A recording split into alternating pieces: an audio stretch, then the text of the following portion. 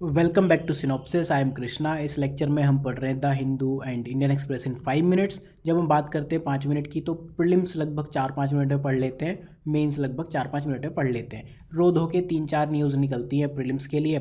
Mains में कुछ जो न्यूज़ होती हैं उनको आप पढ़ लो तो ठीक है, नहीं पढ़ लो तो अवॉइड कर दो। कहीं ना कोई कवर कर ही लेगा। जैसे इंफॉर्मेशन टेक्नोलॉजी अमेंडमेंट रूल्स है, उसमें ये दोनों टॉपिक आ जाएंगे। रेगुलेशन ऑफ ऑनलाइन गेमिंग आएगा, सेंसर ये वाला आ जाएगा। फेक न्यूज़ एक अलग टॉपिक है। तो आपको ये समझना चाहिए कि टॉपिक्स मेंस के लिए क्या निकल रहे हैं, वो इंपॉर्टेंट है। ये मेरे हिसाब से ठीक है, बस आपको डे टू डे अपडेट करने के लिए सेक्शन है। अपार्ट फ्रॉम दैट प्रीलिम्स के लिए क्या फैक्चुअल न्यूज़ निकल रही है। अब इसमें मुझे नहीं पता कि क्यों इतना टाइम लगता है, कोर्स की थीम यही है। इस कोर्स के साथ एक चीज़ ज़रूर है, 499 कॉस्ट है, लेकिन आप 5 लोगों को ये कोर्स शेयर कर दो and get 100% discount on this course. Free में आप ये कोर्स ले लो। कॉन्टैक्ट अस में जो मेल आईडी दी है वहाँ पे आप शेयर कर देना। इस कोर्स के थ्रू हम इस लाइन को हमेशा जस्टिफाई करते हैं, to the point, no nonsense, synoptic way of learning. आप देखो 8 मिनट, 10 मिनट, 8 मिनट, 14 मिनट, यहीं से हमने लॉन्च किया था, थोड़ा टाइम लग गया, ठीक है। तो इस वजह से ये कोर्स आपको हमेशा रेलेवेंट रहने वाला है, ठीक है। देखते हैं, गवर्नमेंट ने गैस प्राइस फार्मूला रिवाइज किया इंडियन एक्सप्रेस में। इनफैक्ट इसमें से आप देखोगे ना, 2-3 न्यूज़ तो इंडियन एक्सप्रेस की है, हिंदू की है भी नहीं। अब पता नहीं लोग क्यों 1-1.5 घंटा पढ़ा लेते हैं, क्या पढ़ा लेते हैं एंड कितना पढ़ पाओगे। सपोज़ आप अभी दिसंबर में तैयारी शुरू करते हो, तो क्या आप जून से लेकर दिसंबर तक के करंट अफेयर्स देख पाओगे? नहीं देख पाओगे। तो फिर 5-5 मिनट वाली चीज़ों पर रिलाई करना, इस सीरीज़ को बंद मत होने देना, बस ये ध्यान रखना। बंद ये सीरीज़ तभी होगी जब आप व्यूज़ ही नहीं आएंगे तो हम क्या करेंगे? 100-100, 200 व्यूज़ में थोड़ी चलाएंगे सीरीज़। फ्री ले लो वो ठीक है।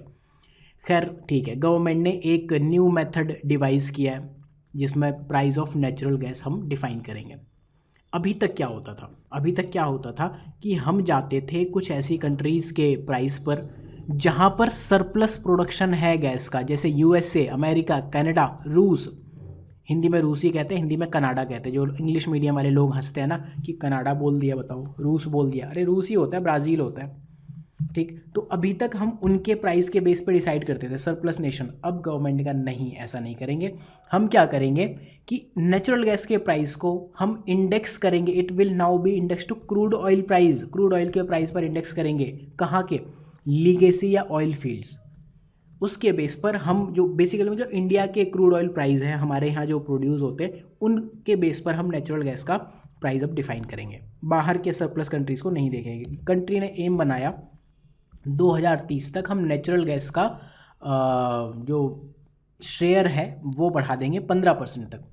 Primary energy mix, energy mix एक कीवर्ड है, अगर आपको पता है कीवर्ड का मतलब क्या होता है तो एनर्जी मिक्स के बारे में एक लाइन कमेंट सेक्शन में बता देना। अब बहामास कोच, ये भी इंडियन एक्सप्रेस की न्यूज़ है, हिंदू में आएगी अगले कुछ दिनों में। ऐसा तो है नहीं चिड़िया बिल्ली आ जाए और हिंदू वाले छोड़ दे उसको। तो क्वीन कोच है, ये Caribbean sea, gulf of Mexico और बर्मुडा, इस एरिया के इर्द गिर्द बेसिकली पाई जा रही है। अगर आप देखो, ये नॉर्थ अमेरिका हो गया, तो ये गल्फ ऑफ मैक्सिको यहाँ कहीं पाई जाती होगी। अब जो बहामास एक कंट्री है, मैप में लोकेट कर लेना कहाँ है। बहामास कंट्री में ये जो मोलस्क है, इसको मोलस्क कहेंगे, मोलस्क प्रजाति का, तो उस कंट्री की इकोनॉमी और टूरिज्म इंडस्ट्री का एक बड़ा पार्ट है। वहाँ पर लोग इसको खाते हैं। इस शंख का हर पार्ट खाया जाता है, लेकिन इसकी जो पॉपुलेशन है फेड हो रही है ओवर फिशिंग की वजह से। पहले लोगों को आइलैंड के शोर पे मिल जाता, अब लोगों को आधा किलोमीटर दूर जाना पड़ता है, 2-2 किलोमीटर दूर जाना पड़ता है कई बार। तो अब ओवर फिशिंग चैलेंज क्या है? एक तो यही हो गया बहामास कोच वाला। दूसरे कुछ एग्जांपल है, सेनेगल में एक इनकी नेशनल डिश है थीबोडियन, ऐसी कुछ डिश है, उसकी वजह से ओवर फिशिंग हो रही है। फिलीपींस में सार्डीन फिश है, ये छोटी मछलियाँ हैं, वो उनका डिप्लीशन हो रहा है। क्यों? क्योंकि वो किनलॉ पकवान में एक रॉ डिश है, उसमें पकाए जाते हैं। यूएन फाओ ने क्या कहा कि लगभग 1/3 फिशेज दुनिया की ओवरफिश हो गए हैं, दुनिया के जो फिश स्टॉक है। ये इतना बड़ा आर्टिकल है, हिंदू में आएगा ज़रूर, ये ध्यान रखना। इसका जो IUCN का स्टेटस है, मैंने सर्च करने का ट्राई किया था तो मुझे नहीं लगता उसमें लिस्टेड है, थ्रेटन्ड लिखा हुआ है। अब आगे कुछ होगा हम अपडेट कर देंगे। फिर नेशनल करिकुलम फ्रेमवर्क, सबसे ज़्यादा जो आज की डेट में एजुकेशन में नीड है। एजुकेशन को रिवाइज तो करना है आपके अकॉर्डिंग, मेरे अकॉर्डिंग एजुकेशन पॉलिसी ख़राब है, ये है वो है। एजुकेशन में सिस्टम में ख़राबी क्या है? पहली ख़राबी है मोड ऑफ डिलीवरी। तो वो तो यूट्यूब ने और फ्री एजुकेशन ने काफ़ी हद तक इम्प्रूव कर दी है। आपको अगर हिंदी में ये इंग्लिश न्यूज़पेपर पढ़ने को मिल रहा है तो इससे ज़्यादा मोड ऑफ डिलीवरी और क्या इम्प्रूव हो जाएगी। दूसरा, एक तो हिंदी में मिल रहा है, दूसरा फ्री में भी मिल रहा है, आपकी बाइलिंगुअल लैंग्वेज में मिल रहा है। दूसरा क्या है, करिकुलम। पढ़ना क्या है, ये न्यूज़पेपर 5 मिनट में पढ़ाया जा सकता है, ये कौन बताएगा? इतनी समझदारी कोई नहीं करेगा, सबको 1 घंटे का अपना वीडियो देना है, ठीक है। तो गवर्नमेंट ने कहा national curriculum framework for school हम बनाएंगे, उसके लिए एक प्री ड्राफ्ट रिलीज़ किया 3 से 18 साल के बच्चों के लिए।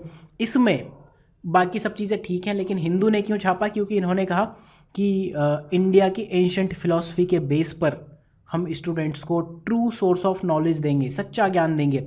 ये सोर्स क्या है, कहाँ से आते हैं? 6 प्रमाण से आते हैं। अब ये 6 प्रमाण प्री के लिए इंपॉर्टेंट है, पढ़ लो, समझ लो, ना समझ में आए तो रट लेना। प्रत्यक्ष, अनुमान, उपमान, अर्थपट्टी। एक अर्थपट्टी है कि एक अनुपलब्धि है और एक शब्द है, ठीक है। ये आर्टिकल था, इसमें सब लिखा हुआ है, एक एक करके थोड़ा समझ लेते हैं। मुझे बहुत तो समझ में नहीं आया था इनका मतलब, जो समझ में आया वो बता देता हूँ। प्रत्यक्ष का मतलब, इसको हम 5 सेंसेस से जो परसेप्शन होता है उसके हिसाब से इंटरप्रेट करते हैं। मतलब प्रत्यक्ष जो आपके सामने है, मेरे ख्याल से उसी की बात करें। 5 सेंसेस हम जो जिसे प्रत्यक्ष रूप से देख सकते हैं उसका हम इंटरप्रिटेशन कर सकते हैं। अनुमान, गेस वर्क मार रहे हो, इन्फ्रेंस, हम तुक्केबाजी करते हैं ना, एलिमिनेशन टेक्निक। ये है कि हमने ऐसा सोचा, ऐसा हो जाएगा तो वैसा हो जाएगा, उससे हम एक न्यू कंक्लूजन पे आ जाते हैं, उसे कहते हैं अनुमान। उपमान, इसमें एनालॉजी और कंपैरिजन चलता है, ये तो खैर ठीक है, आपको समझ में आ रहा होगा। अर्थपट्टी, एक सर्कमस्टांशियल इम्प्लीकेशंस के थ्रू नॉलेज ली जाती है, क्या सही है क्या गलत है। जैसे एक चीज़ आपने सुनी होगी, शादवाद हमने पढ़ा है, बता देना कमेंट में कि बुद्धिज़्म का पार्ट है जैनिज़्म का। शादवाद में क्या होता है, सपोज़ किसी ने हाथी देखा, ये हाथी की सूंड है, ये हाथी के कान है, ठीक है, ये हाथी है, ये इसका 2 पैर यहाँ है, ये यहाँ है, ठीक है। सपोज़ किसी ने कहा, आंख बंद है आपकी, एक ने सूंड पकड़ ली, वो कहेगा ये तो सूंड है बस, ये पैर है। किसी ने पूंछ पकड़ी तो कोई कहेगा ये पूंछ है, किसी ने पेट देखा तो कहेगा ये पेट है। शादवाद, शायद हाथी है, शायद सूंड ही है, शायद पेड़ है, ठीक है। तो वो सर्कमस्टांशियल इम्प्लीकेशन हो सकती है। जैसे 69 की एक इमेज है, ये 6 है या 9 है, ठीक है, इधर से देखो तो 6, इधर से देखो तो 9, राइट। तो उसे हम अर्थपट्टी कहते हैं। कोई चीज़ आपके लिए सही, कोई चीज़ किसी के लिए गलत। अनुपलब्धि की बात, इसका मतलब अनुपलब्धि, अनुपलब्धि मतलब नॉन एग्जिस्टेंस। नॉन एग्जिस्टेंस के माध्यम से, कोई चीज़ है नहीं, उसके बाद आप समझ रहे हो, जानने की ट्राई कर रहे हो। फिर एक वर्ड है शब्दा। आप ये कहता है, शब्दा ये कहता है कि कोई इंडिविजुअल किसी चीज़ को 100% नहीं जान सकता है। They can not know 100% of all reality through direct experience और इन्फरेंस। उसके लिए हमें दूसरों पे, जो पुराने एक्सपर्ट है उनके पास जाना पड़ेगा। ये शब्दा बेसिकली कहता है। ये 6 चीज़ें पढ़ लेना। देन नेशनल पार्टी स्टेटस आम आदमी पार्टी को मिलने वाला होगा। ये रिप्रेजेंटेशन ऑफ पीपल एक्ट में ये कहा गया कि जो रजिस्टर्ड पॉलिटिकल पार्टीज़ हैं वो विद टाइम स्टेट पार्टी या नेशनल पार्टी बन सकती हैं, इससे ज़्यादा कुछ नहीं कहा। फिर जो इलेक्शन कमीशन ने एक हैंडबुक निकाली, political parties and election symbols handbook 2019, उसमें ये 4-5 चीज़ें बताई हुई हैं। तो ये आई थिंक आपको पता है, लक्ष्मीकांत में भी लिखा हुआ है, तो ये एक बार बस रिवाइज़ कर लेना, इसमें क्या ही आपको बता दूँ। ये आर्टिकल है, आते रहेंगे लगातार। मेंस में गवर्नर का रोल, बहुत सारी चीज़ें कही जाएंगी। तो गवर्नर के रोल के ऊपर इस आर्टिकल में Shamsher Singh versus state of Punjab 1975 का केस है। सुप्रीम कोर्ट ने कहा था कि कॉन्स्टिट्यूशनल कंक्लूजन ये है, संवैधानिक निष्कर्ष ये है कि गवर्नर बस एक शॉर्ट हैंड एक्सप्रेशन है स्टेट गवर्नमेंट के लिए, प्रेसिडेंट एक एब्रिविएशन है सेंट्रल गवर्नमेंट के लिए। मतलब आपको राज्य सरकार लिखना है, उसके बदले राज्यपाल लिख दो, केंद्र सरकार लिखना है उसके बदले राष्ट्रपति लिख दो, बस इससे ज़्यादा इनका कोई रोल नहीं है। ये आपको पता ही है, इस चीज़ पे लगातार डिबेट आती रहती है। तमिलनाडु के गवर्नर ने कुछ कह दिया कि आपने कोई बिल विद होल्ड कर लिया तो वो फिर डेड माना जाएगा, तो कंट्रोवर्सी अब चलेगी। फिर इंडिया जस्टिस रिपोर्ट जो टाटा ट्रस्ट की है, लगातार हर रोज़ हम देख रहे हैं कुछ ना कुछ न्यू फाइंडिंग हिंदू वाले दे देते हैं। इस बार इन्होंने इंडिया के पुलिस फोर्स में बताया कि बहुत बड़े लेवल पे वैकेंसीज़ हैं, लगभग 25% तक हो जाएंगी। ये लास्ट ईयर 2022 का डेटा है, ठीक है। तो 1/4 तो वैकेंसीज़ हैं पुलिस में। विमेन जो 33% होनी चाहिए थी अलग अलग स्टेट में, अलग अलग है, 10% से लेके 35% तक है। ये आर्टिकल था खूब बड़ा, पढ़ना चाहो तो पढ़ लेना, नहीं तो छोड़ देना, जितना मैंने पढ़ा दिया बहुत है।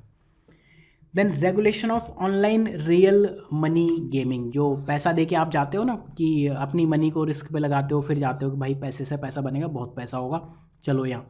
तो गवर्नमेंट ने ये आईटी अमेंडमेंट रूल्स 2023 रिलीज़ किए। गवर्नमेंट ने क्या किया, आईटी मिनिस्ट्री है उसने की है, और जो 2021 के जो रूल्स हैं उनको अमेंड किया है। सेक्शन 79 न्यूज़ में है, अगर आप कमेंट सेक्शन में बता सको एक लाइन में तो बता देना, नहीं तो आप लोग बताते तो हो नहीं, ठीक है। इसमें इन्होंने कहा कि जो ऑनलाइन गेमिंग प्लेटफॉर्म है जहाँ पैसा इन्वॉल्व है, उनको एक सेल्फ रेगुलेटरी बॉडी के साथ खुद को रजिस्टर करना पड़ेगा। ये बॉडी बताएगी कि तुम जो गेम खिलवा रहे हो खेले भी या ना। ठीक है, फेक न्यूज़ की बात करते हैं, ये भी उसी अमेंडमेंट रूल्स की वजह से न्यूज़ में है। तो गवर्नमेंट ने क्या कहा, इस जो अमेंडमेंट एक्ट में क्या कहा, एक्ट के जो रूल्स हैं 2023 के, इसमें क्या है कि प्लेटफॉर्म, जो सोशल मीडिया प्लेटफॉर्म है, वो स्टेप लेंगे ताकि फेक न्यूज़ रुके सेंट्रल गवर्नमेंट के ऊपर। ठीक है, अभी तक क्या था, इसको इस लाइन से थोड़ा देख लेते हैं। अभी तक क्या था कि जो ये प्लेटफॉर्म थे, ये लीगल शील्ड पे आ जाते थे, मतलब इनके पास एक लीगल शील्ड होता है। हमने तो किया ही नहीं पोस्ट, थर्ड पार्टी ने पोस्ट किया। मैंने फेसबुक पे जाके कुछ पोस्ट कर दिया, फेसबुक वाला कहेगा भाई इस बंदे को पकड़ो, मुझे क्यों कह रहे हो। तो इन्होंने वो वाली लीगल शील्ड हटा दी। बस ये सेंसरशिप नहीं है, हिंदू वाले थोड़ा हाई तवा मचाएंगे, बस ये ध्यान रखना, सेंसरशिप नहीं लगाई है।